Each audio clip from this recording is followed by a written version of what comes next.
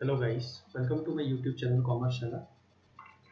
आज हम एक नया चैप्टर स्टार्ट करने वाले हैं। इसे चैप्टर तो नहीं कहेंगे, एक पूरा टॉपिक है। जैसे आपने पार्टनरशिप अकाउंटिंग पढ़ा था, उसी तरीके से एनालिसिस ऑफ फाइनेंशियल स्टेटमेंट पूरा टॉपिक है ये। इसके अंदर 3 अलग अलग चैप्टर्स है। So it is a big part of your syllabus. 12 CBSE syllabus का बहुत अच्छा पार्ट है ये, और ये काफ़ी इंटरेस्टिंग है। स्कोरिंग भी है। दो बातें हैं, एक इंटरेस्टिंग भी है और स्कोरिंग भी है। अब आपको जो एग्जाम में पेपर आएगा उसमें ये पास तो आप नॉर्मली होते हो। आपने पार्टनरशिप अकाउंटिंग पढ़ी है, उससे आप पास हो जाओगे। शेयर्स डिबेंचर्स पढ़ा है, उससे भी आप अच्छे मार्क्स ला लोगे। ये जो टॉपिक है, ये जो पार्ट है, ये आपको स्कोर करने में, मतलब आपके मार्क्स को बूस्ट करने में बहुत हेल्प करेगा। ये जो टॉपिक है, ये जो सेक्शन है, ये एक डिफरेंट सेक्शन होता है। इसे बोलते हैं पार्ट बी। आपके जो 12 CBSE का पेपर आता है उसमें पार्ट बी सेपरेट अलग से होता है। इसमें 3 अलग अलग चैप्टर्स है। तो ये आपको 20 मार्क्स का अलग से पोर्शन है, और 20 मार्क्स के अलावा जो 12 मार्क्स का आपका इंटरनल जो पेपर होता है, मतलब जो आप वाइवा बोलते हो, उसके साथ में एक 12 मार्क्स का एक्सटर्नल आके पेपर लेता है आपका। तो वो भी जो 2 क्वेश्चंस होते हैं वो भी यहीं से ही कवर होते हैं। तो ये वाला जो पार्ट है, ये 20 + 12 32 मार्क्स के लिए है, और इसमें पढ़ना आपको काफ़ी कम है। जैसे आप पार्टनरशिप 30 मार्क्स के लिए बहुत पढ़ते हो, बहुत पढ़ते हो, यहाँ 32 मार्क्स के लिए उससे कम पढ़ना है। तो इसीलिए मैं बोल रहा हूँ, ये स्कोरिंग भी है, इंटरेस्टिंग भी है। पार्टनरशिप में आपको बहुत कुछ याद रखना है। Fundamentals, admission, retirement, dissolution. जिन्होंने नहीं पढ़ा है उनके ऊपर से जाएगा, जिन्होंने पढ़ा है उन्हें पता है। तो काफ़ी पढ़ना पड़ता है, बहुत है, बहुत है, मुझे भी पता है। मैं खुद 10 साल से एक्सपीरियंस कर रहा हूँ, बहुत है। ये 32 मार्क्स के लिए कुछ भी नहीं है, बहुत कम है, उसकी कंपैरिजन में बहुत कम है। जहां आपको 30 मार्क्स के लिए इतना पढ़ना है, 32 मार्क्स के लिए उससे कम पढ़ना है, उससे कम पढ़ना है। लेकिन कंडीशन है, यहाँ दिमाग से पढ़ना है, यहाँ दिमाग चाहिए। 2 प्रोफेशन बताता हूँ। एक है अकाउंटेंट, एक है चार्टेड अकाउंटेंट। अकाउंटेंट मीन्स जिसको आपने ट्रांजैक्शन दे दिया, उसको रिकॉर्डिंग करनी है। सैलरी पे हुआ, salary to cash, rent pay हुआ, रेंट टू बैंक, परचेज हुआ, purchase to cash, credit credit पे परचेज किया, परचेज टू क्रेडिटर। उससे दिमाग नहीं लगाना, इसमें बहुत दिमाग लगाना है, बस इसमें दिमाग लगाना है। ये अकाउंटिंग नहीं है। हाँ, ये अकाउंटिंग नहीं है, ये है एनालिसिस। आपको अकाउंटिंग करके दिया है, आपको अकाउंटिंग नहीं करना है, आपको अकाउंटिंग करके दिया है, रेडी है आपके पास अकाउंटिंग, बस आपको उसका एनालिसिस करना है। उसके टूल्स है कुछ, उसके 3 टूल है। वैसे बहुत है, आपके सिलेबस में सिर्फ 3 टूल बताए हुए हैं। तो आपको 3 टूल को यूज करना है और आपको आंसर देना है। जो कैश फ्लो स्टेटमेंट है, बताऊंगा मैं आगे, थोड़ा सा है लेवल उसमें, वो डिफिकल्ट होता है थोड़ा स्टूडेंट्स के लिए। बट अभी जो पहला मैं स्टार्ट करने वाला हूँ आज इस लेक्चर में, इस वीडियो में, वो बहुत इजी है, बहुत मस्त है वो, और अच्छे से, मतलब स्टूडेंट को वो 4 मार्क्स जो रहते हैं वो इजीली दिला देता है, बहुत इजीली मिलते हैं। ठीक है, चलो अब इसको पहले स्टार्ट करते हैं, वरना आप बोलोगे पता नहीं कितना सर बताने लगे हैं, तो चैप्टर तो कुछ बता ही नहीं है। चलो, welcome to my YouTube channel commerce Shala. Channel को सब्सक्राइब नहीं किया है तो कर लो, बेल आइकन प्रेस कर दो, और वीडियो अच्छा लगे तो लाइक करना, नहीं पसंद है तो डिसलाइक करना, लेकिन कुछ एक करके जाना। लाइक करोगे मुझे समझ में आएगा पसंद आ रही है, डिसलाइक करोगे मुझे समझ में आएगा नहीं पसंद आ रही है, मैं चेंज करूंगा कुछ ना कुछ। इसलिए लाइक या डिसलाइक कुछ एक करके जाओ, ऐसे ही मत जाओ। ओके, स्टार्ट करते हैं। एनालिसिस ऑफ फाइनेंशियल स्टेटमेंट, ये काम चार्टेड अकाउंटेंट का है। I am a professionally chartered accountant. मुझे पता है यहाँ अकाउंटिंग नहीं होती, डेबिट क्रेडिट हमको किसी और ने करके दिया है, हमको सिर्फ उसका एनालिसिस करना है। टूल पता है, कैसे करना है वो पता है, बस यहाँ एनालिसिस करना है। देखते हैं एनालिसिस क्या होता है। Significance of analysis of financial statement. Financial analysis is a process of identifying the financial strength and the weakness of the firm by properly establishing relationship between the various item of the balance sheet and statement of profit and loss. आपको यहां से पता चलेगा जो firm है, जिस company का, जिस ऑर्गेनाइजेशन का आप एनालिसिस कर रहे हो, वो कितनी स्ट्रेंथ है, कितनी स्ट्रॉन्ग है और कितनी वीक है, डे बाय डे डल होती जा रही है या बहुत स्ट्रॉन्ग होती जा रही है। ये आपको फाइनेंशियल स्टेटमेंट के एनालिसिस से पता चलेगा। फाइनेंशियल स्टेटमेंट देख के कोई नहीं बता सकता। बैलेंस शीट की टोटल बड़ी है, 2 करोड़ की बैलेंस शीट है और 20 करोड़ की बैलेंस शीट है, कौन सी स्ट्रॉन्ग है? 20 करोड़ वाली? मैं नहीं मानता इस बात को, ऐसा नहीं होता है। आप बोलोगे 2 करोड़ वाली फर्म छोटी है, मैं भी मानता हूँ छोटी है, लेकिन मैंने स्ट्रॉन्ग की बात किया, बड़ी छोटी की बात नहीं किया था यहाँ। ओके, तो यहां से आपको स्ट्रेंथ पता लगती है कि स्ट्रॉन्ग है या वीक है, किस पोजीशन में फर्म चल रही है। Financial analysis can be undertaken by management of the firm और by parties outside of the firm, से share holder, creditor, lender, investor, सॉलिडेटर, लेबर यूनियन। कौन करता है? इंटरनल वाले भी करते हैं, एक्सटर्नल भी करते हैं फाइनेंशियल एनालिसिस। आप उनको बैलेंस शीट, पीएनएल ले जाओ, उनके हाथ में पकड़ा दो। जो आपकी कंपनी में पैसा इन्वेस्ट करेगा ना, तो सबसे पहले आपका एनालिसिस करेगा कि आपकी फर्म स्ट्रॉन्ग है या वीक है, पहले तो वो चेक करेगा। किसी के पास फ्री का पैसा नहीं है जो आपको लाके दे दिया और आपको बोला बिजनेस पर लगा दो और मेरा पैसा डुबा दो, कोई नहीं देगा आपको पैसा। पहले तो वो चेक करेगा आपकी फर्म कैसी है। आपकी फर्म स्ट्रॉन्ग है, आपको पैसा मिलेगा, नहीं है बाहर जाओ, किसी और से जाके लो पैसा, हम नहीं देंगे आपको पैसा। तो फाइनेंशियल एनालिसिस बहुत काम की चीज है। इसके टूल जो है, जो सीरियसली अपना करियर बनाना चाहते हैं, कॉमर्स में आए हो, अपना करियर बनाने के लिए आए हो, जो बनाना चाहते हैं उनको ये सीखना चाहिए। अकाउंटिंग नहीं करनी है आपको, चार्टर्ड अकाउंटेंट बनना है, बड़ा कुछ करना है, तो इसको सीख के जाओ, इसको छोड़ो मत। जो आपको पार्टनरशिप अकाउंटिंग दिया है, बस वो अकाउंटिंग सिखा दिया है वहाँ पे, वो आपको करना नहीं है।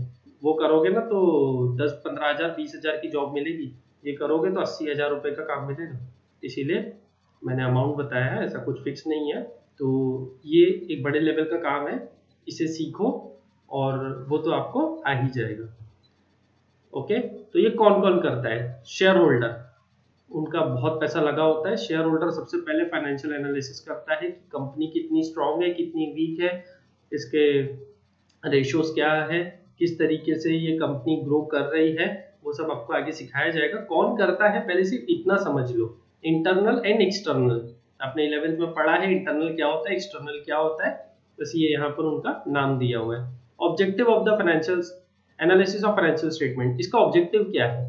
अभी आपने सिग्निफिकेंस देखा, ऑब्जेक्टिव देख लो। To appear at the information content in the financial statement with a view to know the weakness and the strength. यहाँ पे भी सेम चीज बताया है कि वीकनेस है कि स्ट्रेंथ है, वो चेक करने के लिए।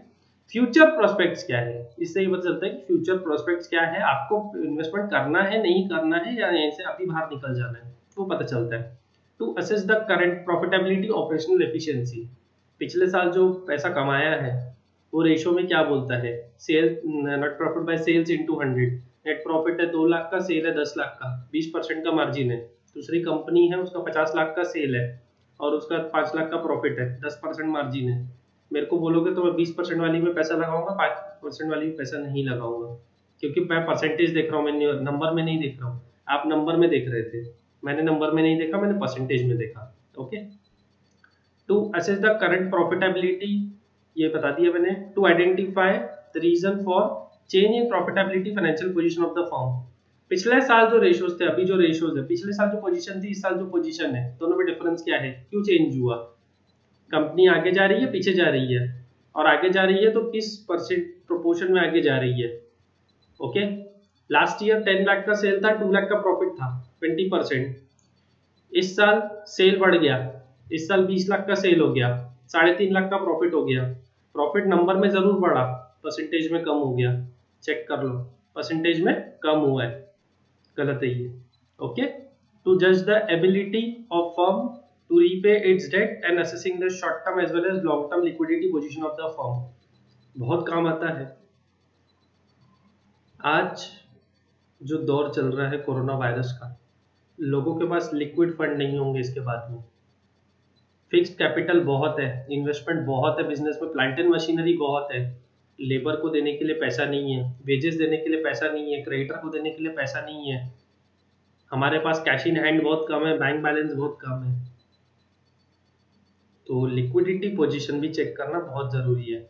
आपके पास बहुत पैसा है, बहुत पैसा है, 2 4 5 बंगले हैं, आज आपके पास जेब में 50,000 रुपये नहीं है, आपको डॉक्टर को देना है, बंगला नहीं दोगे उनको, 50,000 कैश ही देनी पड़ेगी।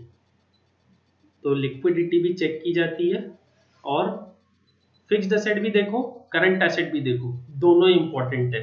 सिर्फ फिक्स्ड एसेट इंपॉर्टेंट नहीं है, करंट एसेट भी इंपॉर्टेंट है। ओके, ध्यान रखो। Tools of analysis of the financial statement, मैं इसी की बात कर रहा था। Tools, comparative and common size statement. आपको फाइनेंशियल स्टेटमेंट दे देंगे। सबसे पहले तो ये बताओ फाइनेंशियल स्टेटमेंट क्या होता है, सोचो। Profit and loss account, balance sheet. तीसरा कंपनी के केस में होता है कैश फ्लो स्टेटमेंट। ये स्टेटमेंट होता है, आपको पढ़ना है आगे। पहले हम देखते हैं comparative and common size statement. 3 tool है। सबसे पहला चैप्टर पढ़ना है हमें comparative and common size. Second है अकाउंटिंग रेशो, कुछ लोग इसको रेशो एनालिसिस भी बोलते हैं, इसलिए मैंने दोनों लिख दिया है यहाँ पर, accounting ratio and ratio analysis. Third one is cash flow statement. सबसे पहले हमें comparative and common size statement देखना है। आपको यहाँ पीएनएल बना के देंगे, बैलेंस शीट भी बना के देंगे, बस आपको उसका टूल यूज करना है कंपैरेटिव एंड कॉमन साइज, और आपको आंसर निकाल के देना है, बस इतना ही करना और कुछ नहीं। टू बी ऑनेस्ट, थोड़ी सी अकाउंटिंग आनी चाहिए इस चैप्टर में, थोड़ी सी, मैं ज्यादा की बात नहीं कर रहा हूँ, बस थोड़ी सी अकाउंटिंग आ जाए। प्लस आना चाहिए, माइनस आना चाहिए, डिवाइड आना चाहिए, मल्टीप्लाई आना चाहिए, 4 चीजें आनी चाहिए। प्लस माइनस डिवाइड मल्टीप्लाई, ये अगर सही होगा ना, कंपैरेटिव कॉमन साइज कोई गलत नहीं कर सकता। थोड़ी सी अकाउंटिंग आनी चाहिए बस, जो कि आ जाएगी। प्रैक्टिस करोगे, ज्यादा क्वेश्चन मत करो, सिर्फ 10 क्वेश्चन करो पूरे चैप्टर में, सिर्फ 10 क्वेश्चन, मैं बोल रहा हूँ 10 क्वेश्चन प्रैक्टिस करो, हो जाएगा।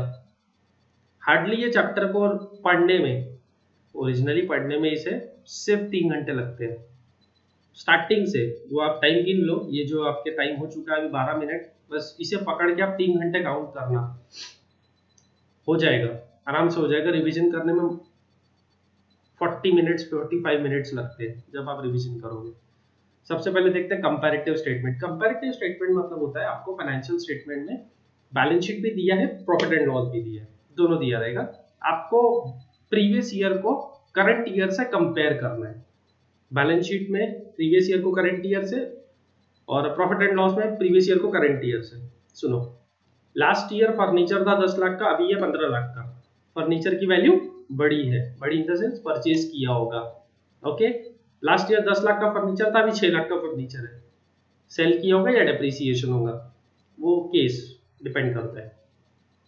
ये है कंपैरेटिव, बस ये कंपैरिजन करना है। कॉमन साइज मतलब इसी ईयर में किसी एक आइटम को बेस लेना है। सपोज मेरा सेल है 10 लाख का, 10 लाख का मेरा सेल है, मेरा क्रॉस प्रॉफिट है 6 लाख का, तो सेल को बेस लोगे, सेल को बेस लोगे, 100 इज अ सेल ऐसा कंसिडर कर लो, वही करना है। 100 को 10 lakh is your 100, so 6 lakh is what 60। Easy simple answer है, बस प्रोपोर्शनेट करना है। मैंने क्या बोला था, यहाँ देख लो, प्लस माइनस डिवाइड मल्टीप्लाई, पांचवा कुछ नहीं आएगा, बस 4 ही आएंगे, plus minus divide multiply, check कर लेना। थोड़ी सी अकाउंटिंग आनी चाहिए, उसके अलावा कुछ नहीं आना चाहिए, क्वेश्चन आराम से होता है। ये बोनस मार्क्स है कंपैरेटिव कॉमन साइज, ये 12th में नहीं होना चाहिए था, ये 6th स्टैंडर्ड में भी अगर किसी को दे दोगे तो वो भी करके बताएगा। उसे प्रॉपर अकाउंटिंग आनी चाहिए, 6th स्टैंडर्ड का बच्चा भी करके दिखाएगा। ओके, नेक्स्ट देखते हैं। तो कंपैरेटिव हो गया, कॉमन साइज हो गया। रेशो एनालिसिस, ये एक डिटेल्ड चैप्टर है, डिटेल चैप्टर है। तो इसमें आपको कुछ रेशोज देंगे, कुछ फॉर्मूला रहेगा, तो उसके अकॉर्डिंग आपको यहाँ पर आंसर निकाल के देना पड़ेगा। तो उसकी काफ़ी रेशोज है, वो हम डिटेल में डिस्कस करेंगे। अभी मैं आपको इसे बता देता हूँ कौन से डिटेल रेशोज होते हैं। एक होता है profitability, solvency, liquidity and efficiency. आप नीचे देखोगे आपको दिख जाएगा profitability, solvency, liquidity, efficiency form कैसी चल रही है, इसके अकॉर्डिंग ये टूल्स है। फर्म को चेक करने का टेक्निकल फाइनेंशियल एनालिसिस है, बस और कुछ नहीं है। Cash flow statement, cash in hand, cash at bank plus marketable security. आपके पास cash and cash equivalents, cash आपको समझता, cash bank, cash and cash equivalents जो एकदम जल्दी विद इन 3 मंथ्स कैश में कन्वर्ट हो जाए, ऐसा जो एसेट है आपके पास, ऐसा जो एसेट है उसे बोलेंगे कैश एंड कैश इक्विवेलेंट्स। तो लास्ट ईयर कितना था, इस ईयर कितना है, जो चेंजेस हुए लास्ट ईयर था 10 लाख, अभी है 15 लाख। जो चेंजेस हुए वो कैसे चेंजेस हुए उसे कैटेगराइजेशन करना है, उसे एक्टिविटी वाइज कैटेगराइजेशन करना है। ऑपरेटिंग, इन्वेस्टिंग, फाइनेंसिंग चैप्टर बहुत डिटेल्ड है, बाद में डिस्कस करेंगे। अभी सिर्फ कैश फ्लो स्टेटमेंट समझ लो क्या होता है, कैश का आना जाना। जैसा आपने कैश अकाउंट पढ़ा था, कैश बुक पढ़ा था, सिंगल कॉलम डबल कॉलम, बस सेम, और कुछ ज्यादा नहीं है इसमें, तो इतना टेंशन मत लो। चलो चैप्टर पे आते हैं, comparative and common size statement. 16 minute हमने इसी में लगा दिए। चलो comparative and common size statement. Financial statement मैंने बता दिया, profit and loss, balance sheet और कैश फ्लो स्टेटमेंट ध्यान रखना है कंपनी के केस में। ये सिर्फ कंपनी के केस में होता है, मैं यहाँ लिख देता हूँ आप लोगों के लिए, in case of companies. Okay, ये आप लोग का मैंने लिख दिया है। Next, in this chapter comparative statement में हमें बैलेंस शीट पढ़ना है, प्रॉफिट एंड लॉस पढ़ना है, कॉमन साइज में बैलेंस शीट पढ़ना है, प्रॉफिट एंड लॉस पढ़ना है। कंपैरेटिव स्टेटमेंट में आपको दो बताया था मैंने, एक बैलेंस शीट बताया था, प्रॉफिट एंड लॉस बताया था, बैलेंस शीट बताया था, प्रॉफिट एंड लॉस बताया था।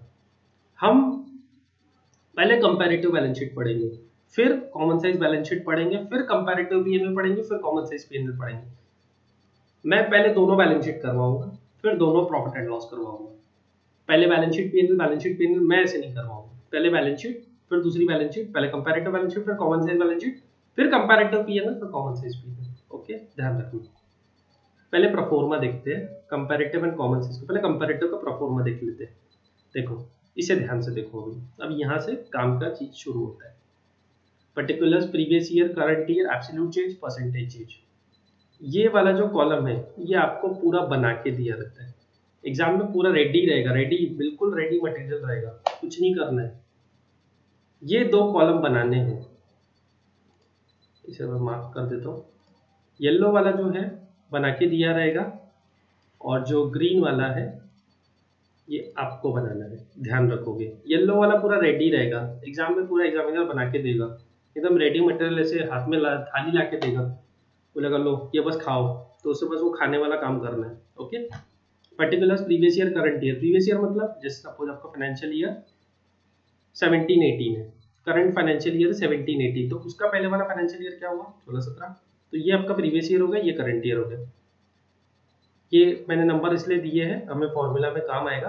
Amount in rupees, amount in rupees, amount in rupees बना के दिया रहेगा। ये मैंने इसलिए लिखा है गिवन इन क्वेश्चन, देखो मैंने लिख के भी रखा है गिवन इन क्वेश्चन, देखा। एब्सोल्यूट चेंज, ये क्या होता है, मैंने आपको फर्नीचर का एग्जांपल दिया, 10 लाख 15 लाख वाला, याद है। 15 लाख का फर्नीचर करंट ईयर में, लास्ट ईयर 10 लाख का था, 5 लाख से बड़ा है ना, 5 लाख से बड़ा, तो आप यहाँ लिखोगे current year minus previous year, 3 minus 2, यानी column number 3 minus column number 2।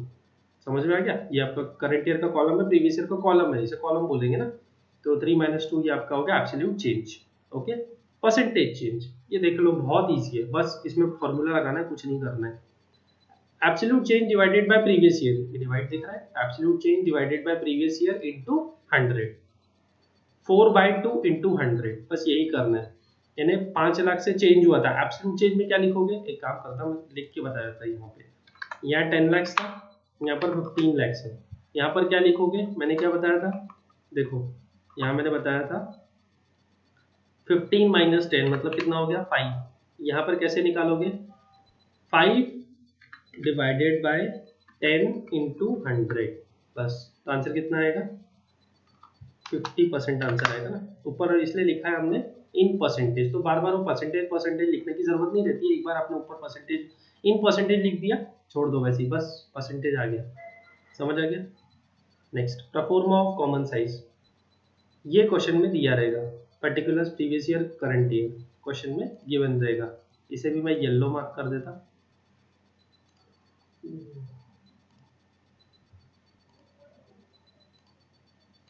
ये होगा येलो मार्क। ये क्वेश्चन में दिया रहेगा।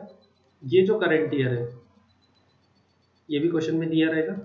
ये प्रीवियस ईयर और ये करंट ईयर, ये निकालना पड़ेगा।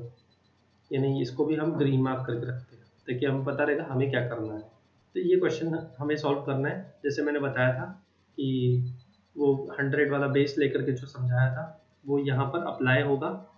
जैसे तुम्हारा सेल है 10 lakhs का और ग्रॉस प्रॉफिट है 6 लाख का, तो सेल को लोगे 100 कंसिडर करोगे, तो ग्रॉस प्रॉफिट 6 लाख है उसके सामने 60 लिख दोगे। सपोज अगर मैं वेजेस बोलूँ 2 lakhs है तो 2 lakhs मतलब उसको फिर वो 10 लाख को 100 अगर कंसिडर करोगे तो यहाँ फिर वो 2 lakhs का 20 आ जाएगा। इस तरीके से आंसर आएगा। काफ़ी इजी है, कोई टेंशन नहीं है इसमें। तो प्रीवियस ईयर का प्रीवियस ईयर में भर देना, करंट ईयर का करंट ईयर में फिल कर देना, और तो कुछ नहीं है। प्लस माइनस डिवाइड मल्टीप्लाई आना चाहिए, थोड़ी सी अकाउंटिंग भी आनी चाहिए। उतना तो हर स्टूडेंट को आता है, 11th क्रॉस करके आए हो, ऐसे तो आए नहीं हो, फेल होके आते तो आने नहीं मिलता। ओके चलो, तो वीडियो को एंड करते हैं। हमारा वीडियो अच्छा लगता है तो लाइक कर दिया करो, वरना डिसलाइक कर दिया करो। बुरा लगता है तो कुछ एक तो लगता होगा ना, या तो अच्छा लगता होगा तो बुरा लगता होगा। बुरा लगता तो डिसलाइक कर दो, अच्छा लगता है तो लाइक कर दो, बेल आइकन प्रेस कर दो, सब्सक्राइब बटन दबा दो ताकि नया वीडियो मिले और कुछ पढ़ाई भी कर सको। ओके, कुछ कमेंट हो तो कमेंट बॉक्स में डाल दो या फिर मुझे मेल कर दो। ओके बाय बाय, चलो मिलते हैं नेक्स्ट वीडियो में।